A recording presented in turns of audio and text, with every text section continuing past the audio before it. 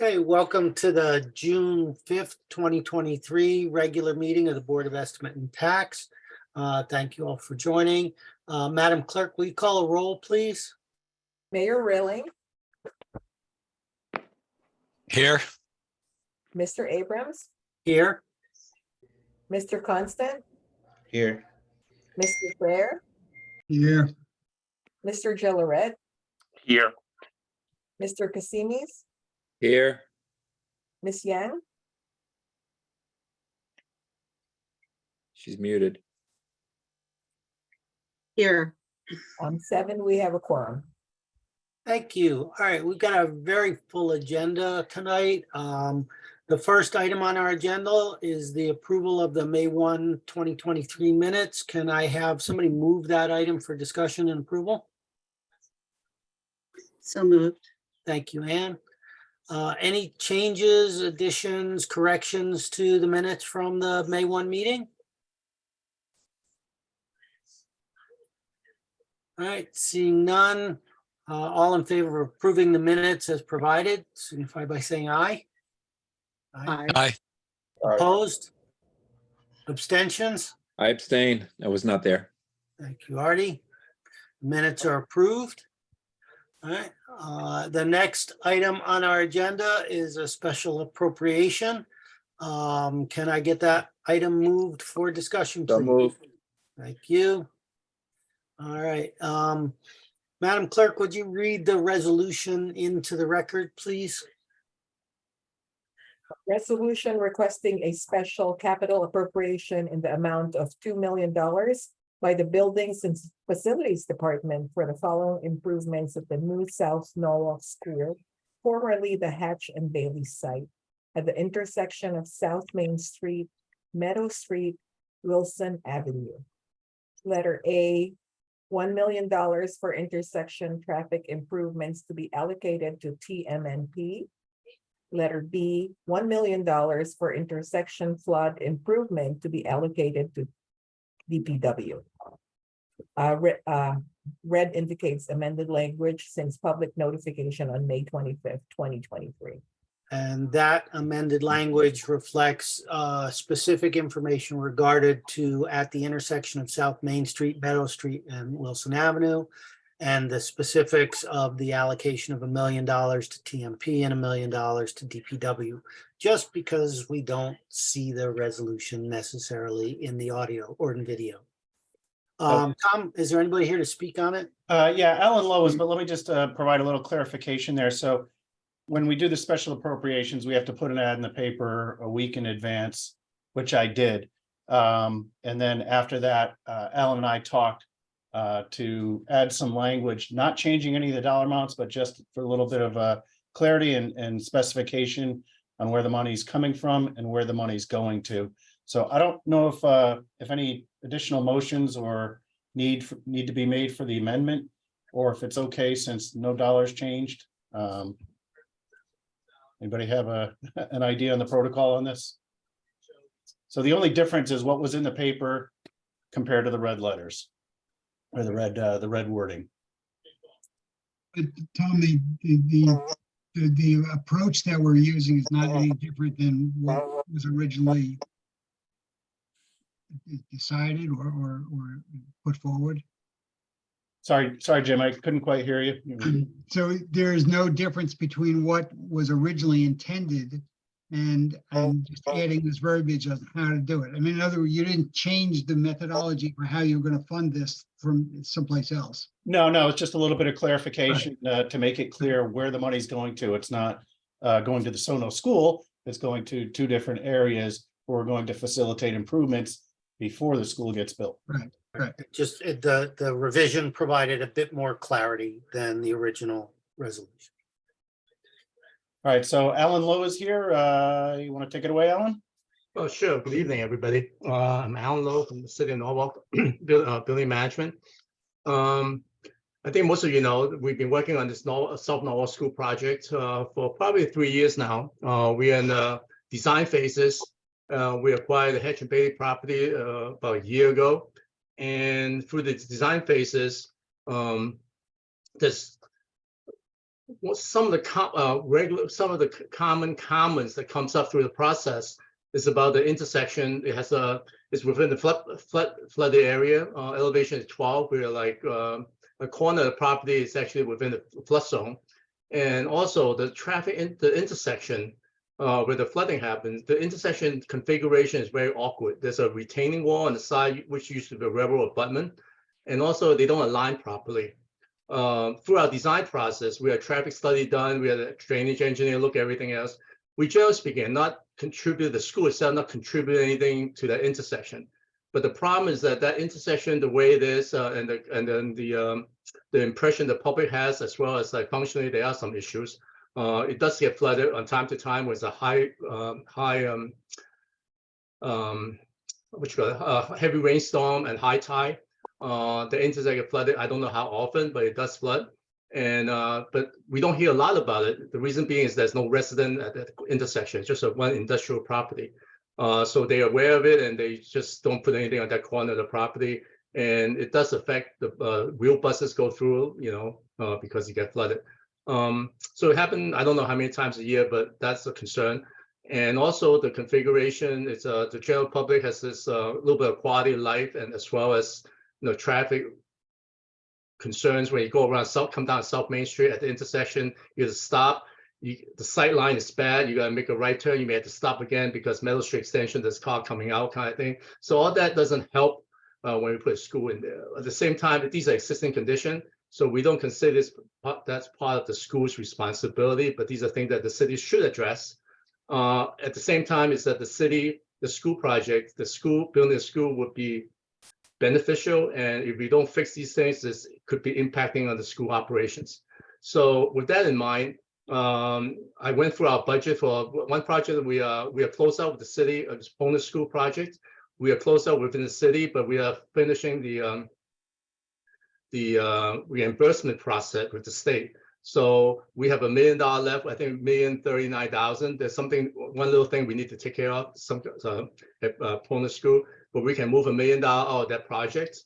And Jefferson School will finish. We haven't closed out yet, but we have about $3 million or so left. So we can take $1 million out of that to be designated for those repair and design and improvement at the intersection. Again, these are existing conditions that traffic as well as the DPW need to focus on. So we are providing some money to assist since it impacts the school system, the New South North School. So we thought it's appropriate to take some of the surplus from the other project to help out the process. So both the city, DPW, and traffic will benefit from this because it helps them to get the project started, design, and find ways to solve these issues. Thank you, Alan. Questions for Alan?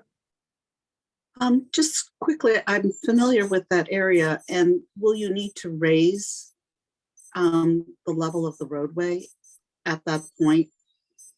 I leave it to DPW has not doing designing yet. So part of this money will help them to start hiring an engineer and to start looking at it. I think I'm not speculating, but based on the information I gathered for the last 6 months or so, I think the problem, generally speaking, would be there's a pipe that comes from the intersection to the wetland inlet area. I think it's siltation is more the problem. Most likely, the dredging would be required at the outfall. Okay, so South Main Street is 1 block away from the shoreline. So the inlet have phragmites growing in it and siltation. So the elevation of the outfall point, it's getting higher and higher. So I got chances are the dredging may be required in the future. Which is expensive and would require deep permits. Yeah, the Army Corps engineers, because once you get the water right away, it'll be and then also dumping of the stuff. Chances are it will be, it's not really clean material kind of thing because it's siltation for the street. So they have to be dredged and dumped into a certain part of the Long Island Sound that's permitted and capped. So again, this is a long process, but in order for them to start, then this money will help. I have no idea how much, whatever it is, but it's something the city needs to do sometime in the future. I mean, in the past, actually, because it's been flooding.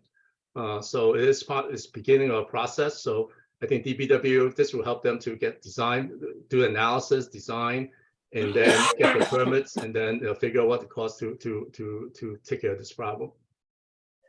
I agree. It needs to be done clearly because there's going to be so much traffic for the school. But I guess it's also a heads up for all of us that there's probably going to be more expense Mhm. on the line if we're looking at improving the outflows to make sure that the water heads in the right direction.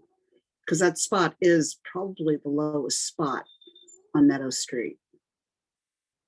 Right. Fair point. In. Additional comments, Jim? Yeah, I was gonna just follow up with what Ann said.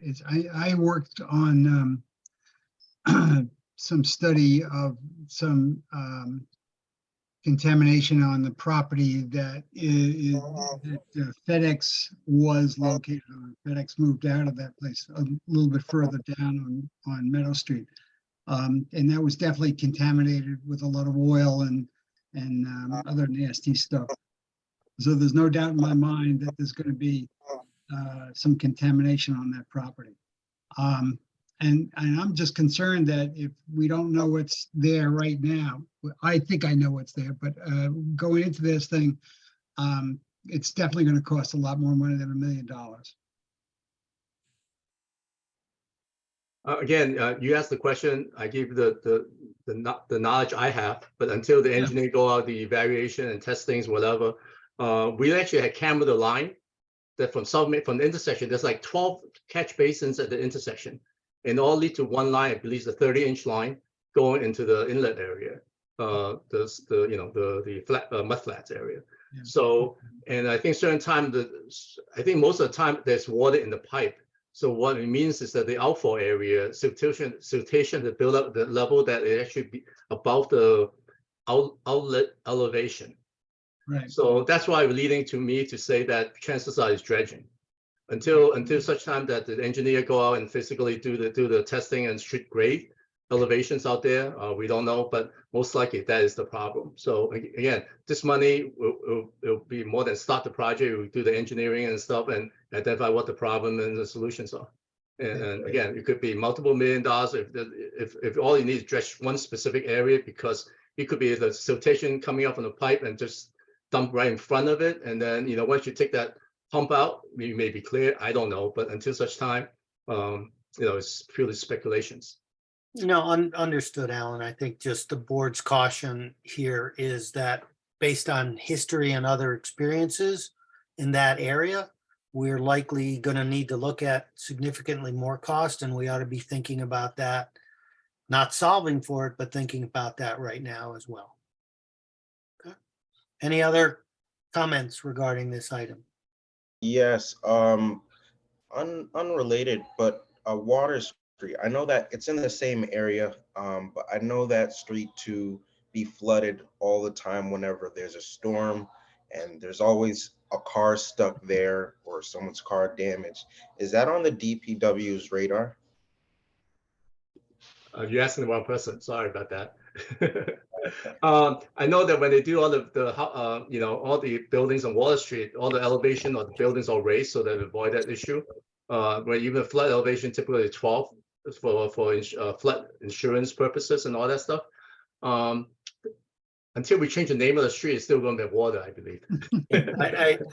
Kendrick, to your I'm point, being I funny. can only comment as to what I've seen in the press, and that is that the city is looking at that whole area for addressing issues, making it better for the public, et cetera. So it's not really germane to this point, but to your question, I know at least what's in the press indicates that the city is looking at that area. Okay, thanks. Any more questions specific to this resolution? I just have a quick question in terms of accounting. The money that's coming out of the schools, and it's coming to DPW and the other ones, correct? Is that Yes, something DPW that, and does TM. the Board of Ed have to approve that, or Alan, or is that just city money anyway? Yeah, that's a very interesting question. The city, through the city charter, had determined that major construction projects that fall on the responsibility of city of Norwalk. So Board of Ed would typically request a project, let's say Columbus School, or no, let's say Cranberry School. So they will make the request to the city, and the common council will approve the money for a project. From then on, it's the city responsibility to manage the accounts. So in fact, Board of Ed does not and cannot go to account and withdraw money or spend money from those capital budget account. So it falls fully on the responsibility of the city of Norwalk. So there's a separation in terms of financial responsibility and expenditures. So it is fall within our jurisdiction to make these approval, and they are aware of this, by the way, just for information. It's very cooperative effort between me and the Board of Education. So it's not like they don't know about it. It's also to their interest that Columbus School, once it's built, those intersection improvement and DPW requests in terms of drainage and traffic requests to look at the intersection is all to the benefit of the project as well. So there's mutual benefit. So again, technically to answer your question, technically no, we don't. There's no written city charter that said they are required. At the same time, there's no written thing about whether we could or not. But it is set up that the city traditionally in the past was under North Facility Construction Commission. That's how the charter, the ordinance is set up. So we are continuing the same general policy that the city is responsible for expenditures of these school funds. Okay, thanks. Alan, one last question, comment for me. You indicated, I believe, that there's about $3 million left in the Ponus Ridge School Improvement Project budget, of which you want to take $1 million. Are there plans for that other $2 million, or can we hold those funds in reserve for some of the concerns that have been expressed here about what the actual costs may be as we get into this project? There are things that we are looking at that will require some funding. I have no problem talking to the board estimate about, but there are projects that there's some very specific land acquisition that we're looking at that we don't want to talk about at this point. The reason being is that affect personal property and things like that. So at some point in the future, I have full responsibility to come back to the board estimate to advise you what the money is intended to be used. But at the same time, is that because their potential land acquisition, it's not, generally speaking, it's not for public information because the property owner doesn't know about it yet. And we still have to figure out doing appraisals on the property and things like that. So it's a little bit sensitive in terms of real estate negotiation and all that. Understood and appreciate that. Again, was just kind of looking for, are there funds in reserve should we run into cost overruns on this project? Yeah, I'm fully aware. I mean, the city and the staff are not here to dictate how we spend money. But at the same time, it's that when we work on this project, we do everything to hold the line in terms of financially. And I think there are different places that the funds are needed, and we are looking at those things very carefully. So again, we will continue. I will continue to advise the BET on these concepts. But of all of the ones, this is the harder one to answer. Okay, thank you. Any additional comments for Alan? Seeing none, Tom, to your point earlier, do we need to approve this resolution, or has it already come before us and it was just modified? No, this is the first step in the process. Then it will be finance and claims. And then planning and zoning, I believe, on June 21st. And then that's the third or fourth steps. The final one will be the full common council on the 27th. Tom, I'm sorry, Tom, I don't mean to just for the information, planning and zoning is looking at zone changes on the 21st. Oh, that's right. So Yes, we discussed most that. likely they won't be able to have time to look at this request. I don't think they're taking any items besides the zone change evaluations. So I think most likely we'll go to planning and zoning in July. So. Okay, thank you. All right, all in favor of the resolution as read into the record signify by saying aye. Aye. Opposed? Abstentions? Resolution's approved. Thank you very much. Have a good night. Thank you, Alan. All right, next on our agenda is a series of transfer items beginning on page 19.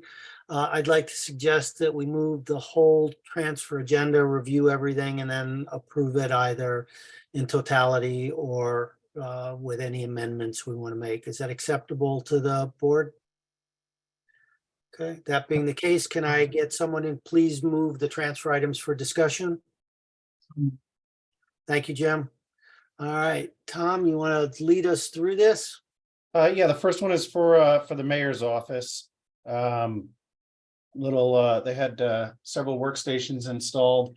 And while we are looking at that transfer, we'll take the opportunity to clean up a few other small overruns. Normally, we wouldn't make transfers in the amount of $200 or $100 in this case, but while we're at it, we might as well clean them up. The mayor is here to discuss the 3 workstations, and these funds are coming out of underruns in their full-time salary. We had budgeted the new DEI officer for the full year, and she didn't start until late October, so we have some available funds there to cover this transfer. Mayor? Mr. Mayor, you're on mute.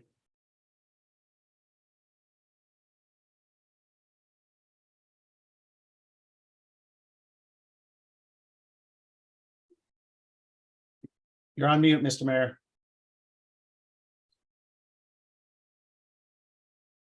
Doesn't look like he is. Well, It might be that his headphones aren't connected. yeah, Yeah, I don't think his microphone's working.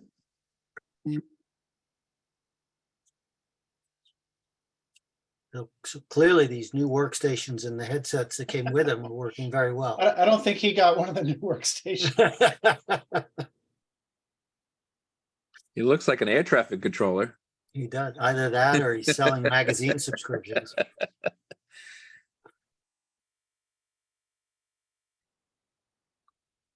All right, now now it's showing that you're on mute. Now it's showing you're off mute.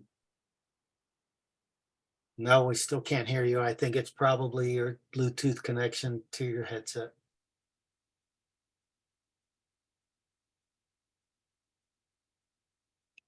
Irene, you want to explain this? No, you you got it, got it. Mayor? We can speak You to you. got We it. can hear us now, Mr. Mayor. You can hear it now. Okay. All right. I was yelling out to Irene to see if she wanted to explain it. Okay. Let me go back to my agenda here. It's pretty cut and dry. We had some renovations done in the office to make the traffic flow more smoothly when it comes to working. As you can see, it's a very nominal amount. Everything's already been done, and we had plenty of money left in our wage and salary account full time. So if there's any other questions, I certainly can answer them. Just one, I assume that workstations at 7,500 roughly are below the cap for capital expense versus taking it out of a wage and salary line where there's no issue there. No, Tom, I don't think there is, right? Yeah, I think the threshold for us is 20,000. Yeah, right. Okay. The Board of Ed side, I think it's 5,000, but we're fine here. Okay. Any questions regarding these proposed transfers? Thank you, Mr. Mayor, and sorry about your technology issues. Hopefully the new workstations will help. Thanks. All right, next on the agenda, we have a series of transfers from the police department. We have Mickey Dosmo on the line, basically taking various amounts from a whole number of different accounts and departments within the police department, transferring them all over to other operating. Similar story to what we've heard in the past on the supply chain issues and inflation. I think Mickey is on the line. He is. Mickey, all yours. 37,000 in total, folks. Hi, everyone. I know this is a full agenda. I'll be quick. This is my routine end of the year, cleansing of the accounts. The chief has prioritized our ongoing supply chain issues, as Director Ellis said, to get ready for our fleet issues and, again, trying to fill our fleet. 8,000 is also for a special munitions shield. We've sort of put kind of a hold on all other spending, having this as a priority. We've been in front of you the last 3 or 4 months with similar issues, and I wouldn't be surprised if I'm back in July for the same thing. But this is, like I said, my routine end of the year stuff, and nothing has changed. This is just a continue of gathering of the money for that purpose. That's it. Okay, thank you, Mickey. Questions, comments for Mickey? Are we talking about bulletproof vests again? No, we're not. This is for one shield. $8,000 is for one shield, and the rest will be for accessories for the fleet issues, which we've spoken about the last couple of months. So these are shields on the cars? No, there's $8,000 for one special munitions shield, and the other 37 is just for the various accessories for the cars, computers, lights, sirens, just whatever goes into the upfit of the fleet. I mean to belabor this, but could you just explain to me what the shield is? What are we shielding? The shield is for ESU. It's a special defense against munitions. That's about all I know about it. I'd be happy to get more detail. Is it on a car or you hold No, it? No, it's like for going into a, high intensity, dangerous situation to It's like a protect people. shield? It's just like a shield that an officer would carry? Yes, that's Yes. exactly. Okay, Yeah. all Exactly right, right. now I know what it is. Okay. Sorry for the confusion. Yeah, Mickey, you alluded to the fact that as you clean things up, you'll probably be back to us again in July. But, as you said, this is the third or fourth time you've been before us with transfers to address the fleet upgrade and uplift. Do you have any idea when, and I know it's all dependent upon supply chain and everything else, but do you have any idea when this is going to end and we're not going to continue to have to move money around for the fleet? I'd really like to think by the end of this fiscal year, we'll have everything in order. We'll have a really good idea of when things are coming and how much the final cost will be. I really expect by the next meeting, there'll be nothing left to chance. And, we appreciate all the flexibility you guys have given us on moving stuff around to allow us to properly properly dress the fleet and the upfits. And believe me, it's as big of an issue as it is for us as it is for you. It's just an ongoing battle that we've been fighting really since COVID. And I think we're almost to the end now. Good, thank you. Any additional questions or comments for Mickey? All right, Tom, do we want to move to the next item? Yeah, so the next item is for the fire department. Chief Gatto is not in the British Virgin Islands, but he is overseas, so he's not with us this evening. Anyway, they are significantly under on their overtime for the firefighting account. Similar staffing issues as we've discussed in the past. Looking for $72,000 to transfer over to their other repair and maintenance account for some emergency repairs on one of their cars, as well as a variety of improvements to their ladder truck. And we have Assistant Chief Ed McCabe with us to answer any questions you might have. Thank you, Tom. Good evening, everyone. Yeah, just exactly like Tom said, this transfers to cover emergency repairs to our frontline command car and also to one of our frontline ladder trucks. Both repairs need to be completed as soon as possible to keep these rigs safe and in service. So we are suggesting moving the money from the overtime account, which we are under. Since we were able to put some new firefighters on this year, our overtime is down. So I can answer any questions you might have. Questions for Deputy Chief? All right, seems like we're all okay with that one. We're breezing right along here. Thank you. Go to Corporation Counsel. All right, so this one is a transfer from wages and salaries, both full-time and part-time. They are significantly under in both of those accounts. They've been short an attorney for the better part of the year and are trying to settle up as many of their tax appeals and other litigation that's been going on. So they are looking for $125,000 from those two payroll accounts to be transferred over to other professional services for outside counsel.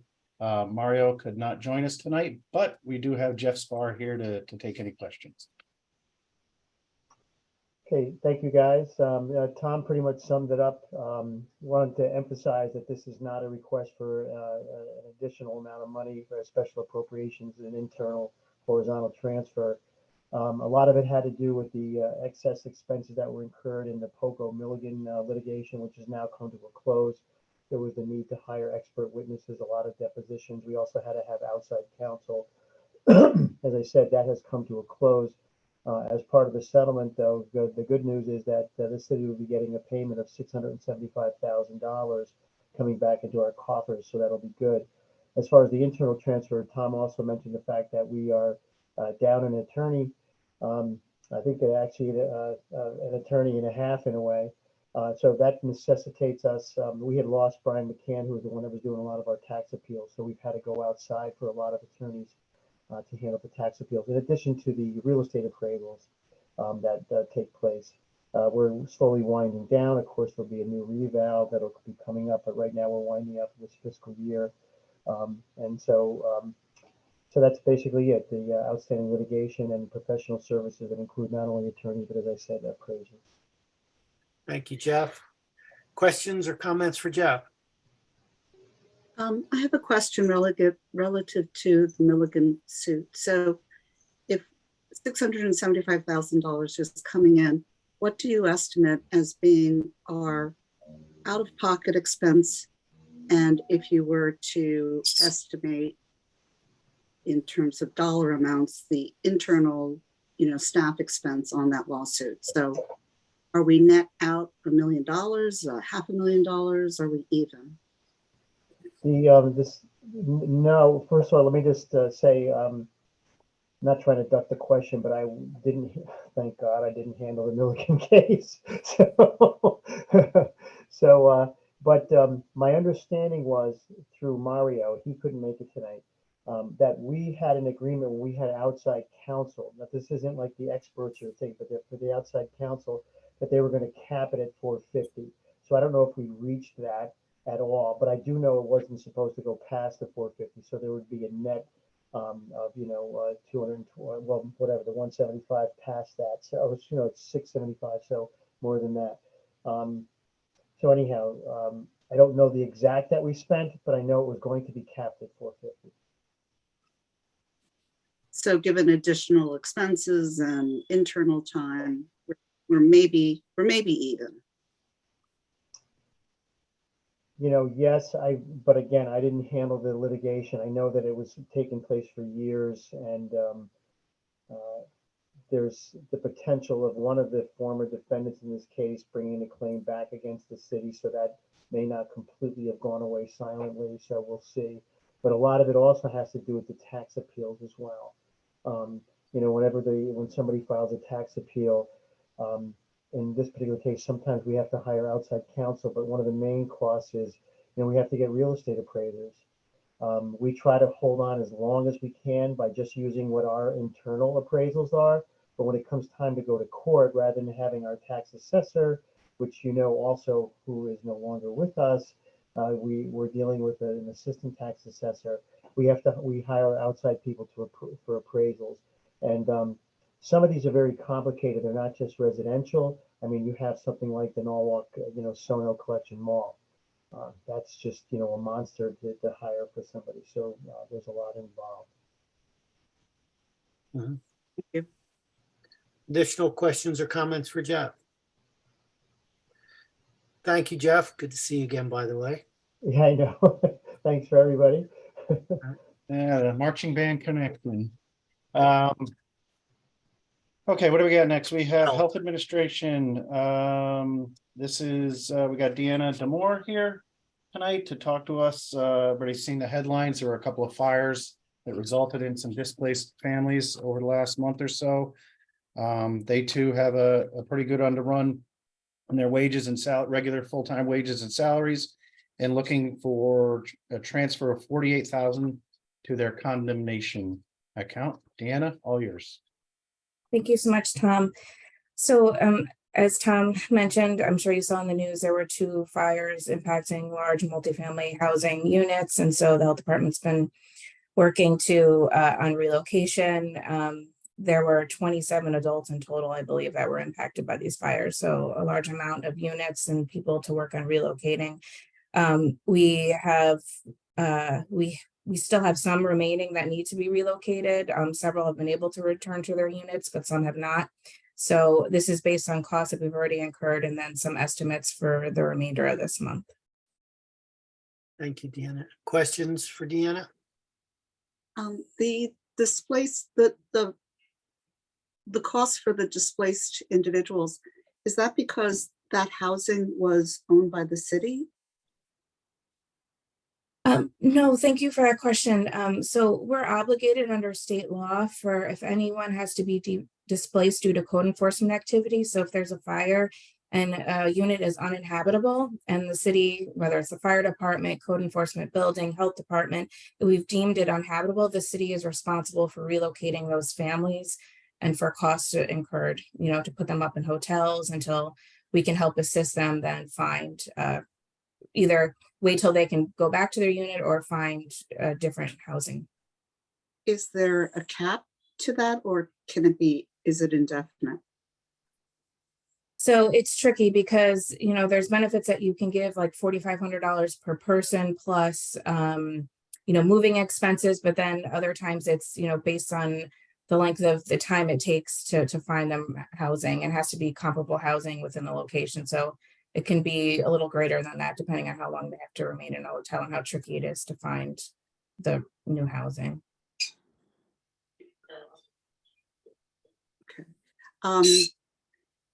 Is this 48,000, do you expect it covers the duration until they can go back in, and when it gets, the building gets renovated, or you don't really know? Or For Cedar Court, we think there'll be 2 units that will require permanent relocation. So we should be, depending on how long it'll take, it's hard to tell. It's hard to estimate. So I don't have a really great answer to you, but we think it'll cover us at least within this fiscal year, and we'll remain working and hoping to relocate people as soon as we can. Is there any opportunity to recover these funds from the insurance that is covered by the buildings? So we work with the law department whenever we need to, the legal department, in order to recoup some of these costs, depending on, on it. So that's something we typically do with a building. If it's, due to the landlord's responsibility or something related to the building, we're able to recoup those costs or potentially put a lien on the property as well. Do you know whether or not that's applicable here? It's for Cedar Crest or the other fire? I'm not sure at this point. Okay. Any additional questions for Deanna? Deanna, are you hiring outside help to deal with the volume of the displaced people that you're getting, or is that all done in-house? Is any of that 48,000 for outside services, or is it just for the cost of housing these people? It's just for the cost of housing at this point. Some of it might be, it could be helping to put a deposit on a new housing situation or moving costs, but it's all that. We do partner with, obviously we're part of community services. So the Human Services Department, they have, community resource specialists that help with other needs. So working with other community partners related to food access, senior center and others that are assisting with those. So you don't have to hire any other people. This is just whatever the cost of hotels, food, deposits, whatever. Correct. Okay. Thank you. Any other questions? All right, Tom, let's move to finance and IT.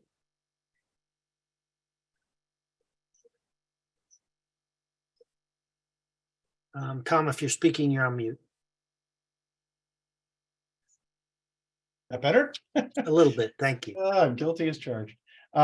Joyce is here to talk to these, but an overview similar to what we've just seen is, they're underrunning on their full-time salaries by quite a bit and have a few cleanups that they would like to take care of, as well as to cover some overtime charges for the cost of supporting the night council and committee meetings, which we are trying to transition from.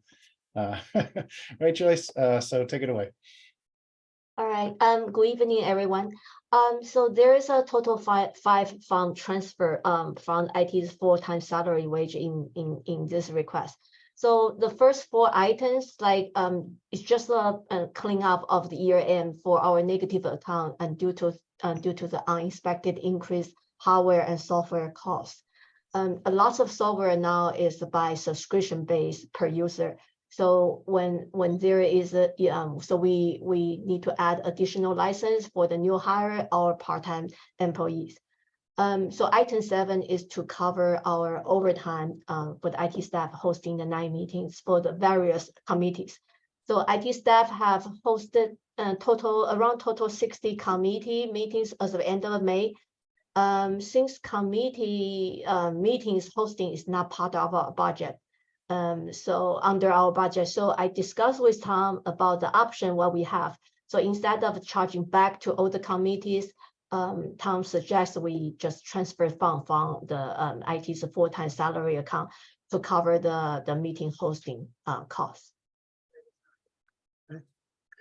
Going forward into the next fiscal year, we're going to treat that differently, because I would imagine, Tom, we're going to stay at least in a hybrid format for a lot of these meetings. So we're going to, is that included in budgets properly for each of the committees, et cetera? Not, you want this, Joyce, or I can give a No, little go bit? ahead. Go ahead. Yeah, no, just, so post-COVID, before everybody was up and running on Zoom, it was, the burden was entirely on Joyce's team. As time's gone by, she has strongly encouraged the various departments and committees to run their own meetings. So I'm doing that now for this one. Chitsame does finance and claims. There's still a handful that Larry Manzi or others chip in on, but the idea is to get everybody to be self-fulfilling and minimize this type of thing, or the overtime burden, at least on Joyce's team. Thank you. Other questions for Joyce? Okay, thank you very much, Joyce. Thank you so much.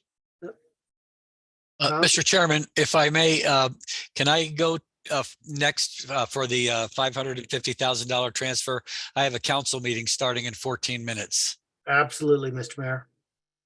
Okay, so So, yeah, just a quick yes. quick overview there. Mid Fairfield Mental Health Initiative. This is something the mayor and Mr. Livingston have been working on for a bit. And this money is coming from contingency. If approved, it will be a new org ID in Munis. So we don't really have anywhere to transfer to right now, but assuming approval, we'll take care of the administrative side of it. Mr. Mayor, all yours. Thank you, Tom. Yes, this is during the budget process. I think we all remember that a lot of the concerns expressed by teachers and parents and school board members was the fact that young people during COVID experienced isolationism. They were it was a challenge for everybody. And the Mid Fairfield Child Guidance Center had been in the past providing embedded social workers in the middle schools so that they can help the children that might need help. They're usually some of the more troubled children that were in middle schools, which is a very difficult time of their lives anyway. This was going to be the victim of some of the funding that wasn't provided in the original request by the Board of Education. We started talking about it and felt that if we could take some out of contingency, because we did not use a lot of the contingency this year, it would be helpful, and we would, the city, have the contract with Mid Fairfield Child Guidance for a 1-year period. And that period begins and ends when, Mr. Mayor? Well, that'll start with next school year. Okay, so it'll run through the entire upcoming school year. Correct. Questions, comments for the mayor? I applaud the effort, and I think it's a terrific thing to do for the kids, because I know that there are a lot of issues. The only question will be is, will we be able to stop this service at the end of the year? Well, again, it's the understanding this is a one-off. and that the city of Norwalk has agreed. Well, we offered to provide this for the Board of Education for the Norwalk Public Schools because we heard a lot of the parents' concerns about mental health issues for their young people, and we listened to what they had to say, and we feel this is the right thing.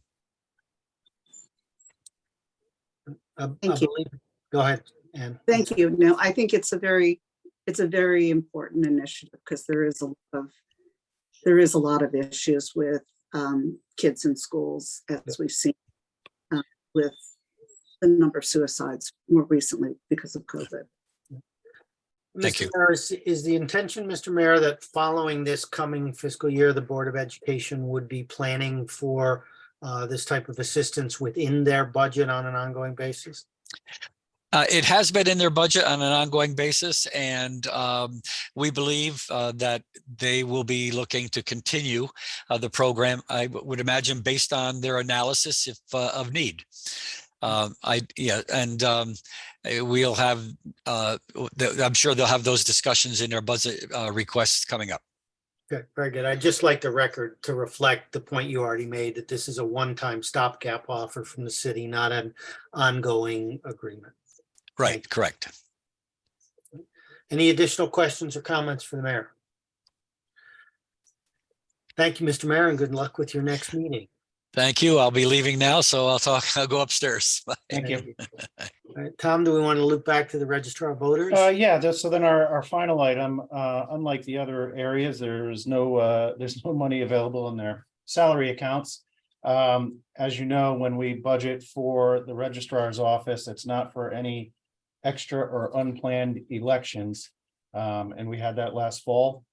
So we have Stuart Wells and Brian Smith on the line to give you a little more background in this and take any questions. Go ahead, Stuart. Okay, basically, you don't put primary elections in our budget because in general, you don't know whether you're going to be holding them until after the budget is set. For instance, we're going to have another one in the next cycle for the presidential primary, which will be in April. But is there going to be one on the Republican side? Almost certainly. You follow the news, there's a ton of candidates. But on the Democratic side, nobody knows at this point whether you'll need it. Same thing last summer for statewide offices of treasurer and secretary of state and so forth. You just don't know if there's going to be a primary challenge for the major party candidates in their own party or not when you set our budget. So you put that money in later. We try to cover the incidental parts of ballots and so forth from existing money, but there's a lot of people we have to hire to run that, particularly when it's both parties, because you have twice as many poll workers then, and that we can't do that out of regular money. So we have to have the primary. So we come back to you for the for that personnel, those salaries, and it's also some part-time parts of it of counting later and set up and organize preparation for the primary. Thank you, Stuart. Questions for Stuart? Okay. Could I just one last thing? Yep. We've dodged early voting. It would have been in this year and with nothing in the budget for it. That's not happening until next year in 2024. We'll have a little bit of it for the presidential primary. The state has got some money in the budget to help the towns with that. My guess is it won't be near enough, but it'll be something. But we will be encountering it over the summer if there's a primary, which there probably will be beyond the presidential one for Congress or whatever. They'll have 7 days of early voting, and for the presidential election, 14 days, which means we're open 14 straight days, Saturdays and Sundays included. At City Hall, so there's going to be some considerable overall personnel expenses largely. Understood. So, Thank you. you know, we're going to be working on our budget anticipation of that this fall, so we don't have to try to bring that to you and come up with it all 10 minutes after the election is over when we normally have to present our budget. Thank you. All right. Tom, question for you before we move all the transfer items for vote. The roughly $640,000 out of contingency that these items and the mayor's items represent. I know we're at the end of the fiscal year, but what's that leave us roughly in contingency? Sorry, I'm chuckling. It's almost as though you can read my thought bubble. I have that number ready. Coming into this meeting, we had 1.1 million remaining in contingency. So if you round the registrar off to 100 grand, that brings us down to $1 million, and then 550 for the Mid Fairfield Health. That brings us down to 450 after tonight. Thank you very much, Tom. All right, any other discussion on any of the transfer items? One other, just to follow up on that point, is that going to leave us in any jeopardy, Tom? Are we all finished finally for this year? Well, contingency is generally for those last minute surprise things that aren't budgeted for. I'm not hearing any chatter of anything coming up. I still think 450,000 is a pretty significant buffer coming into the last 3 weeks of the year. So I would not put it in Sharpie, but I would put it in pencil, that I think will make it with room to spare. No guts. All right. Seeing that there's no other discussion on any of the transfer items, all in favor of approving the transfer items as presented, signify by saying aye. Aye. Opposed? Abstentions? All the transfers are approved. Thank you to everybody who spoke on the various transfer items. Next up is the suspense list. So Tom, I believe Lisa's here for that, and I'm surprised we haven't put her on at the end of the agenda again. Well, this is a special one. So this comes before the regular agenda, but I did take the feedback and the commentary from last month, and I did move her up in front of you, Alan. I hope you don't mind. You had a pretty good run there for quite some time. So it's Lisa's turn to go first. But in any case, I hope nobody printed out the whole thing. It was 164 pages. Much of it was the suspense items, which is a detailed list of every item that's being asked, as well as the usual 70+ pages of munis reports. But in any case, Lisa is here to talk to that and field any questions that you might have. Take it away, Lisa. Thank you. Good evening, folks. You can hear me okay? Yes, ma'am. Very good. The annual transfer to suspense is required by state statute. And what it basically involves is us taking what you might consider in the private sector akin to a bad debt off of our receivable to give a more true picture of what our receivables actually are. It doesn't mean that we don't still collect on these accounts, because we actually do. In the case of the motor vehicle accounts that we have been putting in suspense over time, those accounts are turned over to the outside collection agency that we engage. We collect a significant amount of money on accounts that we've formerly transferred into suspense. What it does enable us to do is avoid actively billing to addresses that are bad. So for example, if we don't have a valid address for someone, rather than send a bill and then another bill and a delinquent notice and so forth, by placing the item in suspense, it allows us to not do that and to conserve the resources that are entrusted to our division. There are some accounts that we will never collect, and those are typically when the vehicle is gone, the individual has passed away, in cases where a business has gone out of business and there were no assets to seize.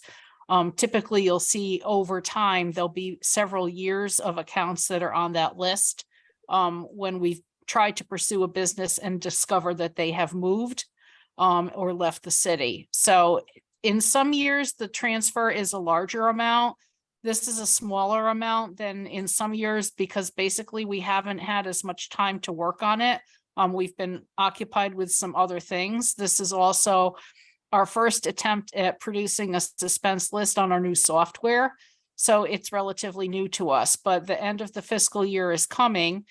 We normally do this in either April or May, and we felt we needed to get it to you right away. So that is a brief explanation of what you're voting on. We do need to have your oversight by statute. That's why you actually do have to take a vote on it. So if you wanted to do that, I could hold off on my other discussions that I have for you. If you want me to just go full steam ahead, I'll discuss the narrative and the spreadsheet. No, I need you to pause for a minute because I need us to move the suspense list and to vote on it because I didn't. So can I get a motion to vote on the suspense list? So moved. Thank you, Jim. Any questions for Lisa specific to that list? Again, Lisa, on our behalf, I will say the work done to get to that point and the fact that that list is as relatively small as it is, given the size of the taxes you collect is an outstanding job by you and your team. So thank you. You're welcome. It's our pleasure. Thank you. So seeing no further questions, all in favor of approving the move to the suspense list as presented, signify by saying aye. Aye. Opposed, abstentions. Okay. The suspense list is approved as presented. Thank you. Now, Lisa, if you'd like to go into your report, that's just an update. We don't need to move that. Okay, thank you. At the time that we were preparing this agenda, we didn't have our totals for the month of May. So we did include in your packet our spreadsheet and our narrative for April. I will be preparing a narrative. We also have finance and claims later this week, and I'm going to have a narrative for them. So basically just an update to what you already have there. In April, we were at 98.16%. Through the end of May, we are up to 98.37%. So we did go up. We're getting there. In terms of the rest of the narrative, normally at this time, we'd like to speak with you about the upcoming billing, the billing for what's going to be the 2022 grand list. And I'm happy to report we are making progress with that. As of about 5:45 tonight, we had our motor vehicle, $30 million, $30.7 million of our motor vehicle levy in our system. We are still working on the business personal property and the real estate. We're a little bit behind schedule. Normally, we like to get our bills out by the middle of June, but we'll have them out, I'm pretty confident, by the end of the month. The CFO has been working with our new vendor, QDS, and our assessor, our interim assessor, Paul Gorman. We're all on the same page and we're getting through it as best we can. But I'm glad to answer any questions that you have. And I know Mr. Dakowitz probably would as well. Thank you, Lisa. Questions for Lisa? Lisa, at the 98.37% through May, how does that stack up historically on a percentage basis? Are we about where we've always been at that point in time in the year? Let's see, compared to last year, we're a little bit behind. Last year, we were at 99.24. So we're a little bit behind, but this was really an off year. If you remember, we had that delayed billing with the motor vehicle supplement. So we had a $4.3 million billing that went out a couple months late. There were a lot of things that happened this spring that were different. So we are going to make our budgeted collection goals, which is what the CFO goes by. We'll see how it goes, but this, I have to say, this was kind of an off year. Okay, but you expect to hit budget. Absolutely. Okay, thank you. I would just point out again, if I might, because it was quirky when I first discovered it. The way Lisa calculates percentage of collection is a little bit different than what we do in the budget department. Budget department, we set our levy that we must raise a certain amount of money for the fiscal year. And as with our budget, that number doesn't change, and we just look at collections compared to that number. Lisa is more real time. So as people dispute their assessments, as settlements get made, sometimes it's decided that the amount billed should be reduced. Sometimes in future years, sometimes in the current year. So consequently, she's always looking at total collections compared to what we expect to collect, adjusted for all those settlements. Okay, so she's more real time. Tom and I look at, we have a budget number of revenue and we want to make sure we get it. As you know, we budget at around 98.6% collectability with a reserve of about $4 or $5 million for the 1.4% that we don't expect to collect immediately. So we are pretty confident, given the trends, the homeowners in Norwalk, that we will hit that 98.6%. Usually we exceed it, even if, as Lisa says, this might have been a tougher year. So just wanted to clarify, her statistics are a little bit different from what we do in the budget fund. Thank you, Henry. You're welcome. Any additional comments, questions for either Lisa or Henry? Lisa, we got you out at least one person earlier on the agenda, so we'll keep Much trying to bump obliged. you up further and further, I promise. Thank you. I appreciate it. All right, have a good evening. Thank you. See you next month. Tom, I think we've got Oak Hills as the last That's, agenda. yes, indeed, that is it. And for the length of the transfer agenda tonight, we're doing pretty good. It's only 7:30, so take it away, Alan. Last, but hopefully by no means least, good evening, everybody, Mr. Chairman, members of the esteemed board and estimate taxation.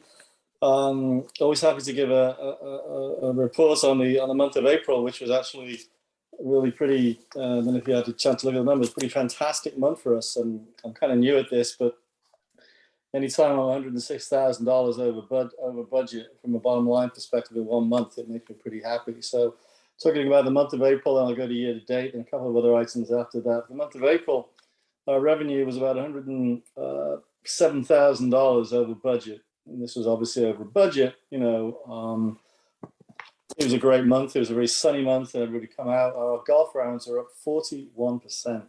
More golf rounds in the month of April this year compared to what we budgeted. We managed to keep our expenses in line, even though our revenue was up much. Our expenses kind of pretty much stayed the same. So we were budgeted to lose $13,000 in the month of April. We actually ended up making $93,000 on the plus side, which is $106,000, which obviously helps us out a lot. So moving now to where we are year to date, 10 months in the bank. And what we look at, our revenue currently is $182,000 over budget, $194,000 over last year. Golf continues to, to drive this. We're 20% over our rounds this year compared to last year. Our expenses are $102,000 total expenses, including labor and maintenance and park. Expenses are $102,000 under our budget. A lot of that is, we did budget for a general manager position we didn't have that position, will not have that position for the rest, pretty much the rest of this fiscal year. So the combination of, over revenue 182, under budget and expenses. So we're basically $285,000 year to date over our current budget for the year, and $183,000 over last year. So it is obviously a pretty good story so far.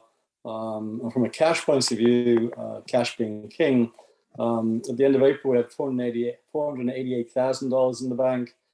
Same time a year ago, we had $240,000 in the bank. So we got $248,000 more in cash this time, the end of April, than we had last year, which is always is very nice as well.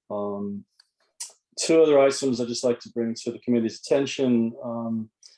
As of June the 1st, we have two properties at the end of the 13th hole there. Hopefully Jim Frey doesn't hit the ball too hard and hits the walls there, or to go through balls for any windows, for our tenants. But one of them is taken up by the assistant green superintendent, and the other one is rentable. We did spend some money this year on doing up the rental space. We have actually now, as of June 1st, leased it out for $1,800 a month. So we're getting we'll get that revenue for the month of June, and then budgeted for next year as well, which I think is a good thing. And just a couple of things, one reason I think why the course is looking so good, apart from having really great greens team headed up by Jim Shell, is that we're investing in equipment. We released two fairway mowers and two green mowers, two brand new ones. They're much more efficient. They cut the grass a lot better. Jim is really happy with them. Less manpower needed because they're new, and these 4 new pieces of equipment really are helping us. So that is my report, Mr. Chairman.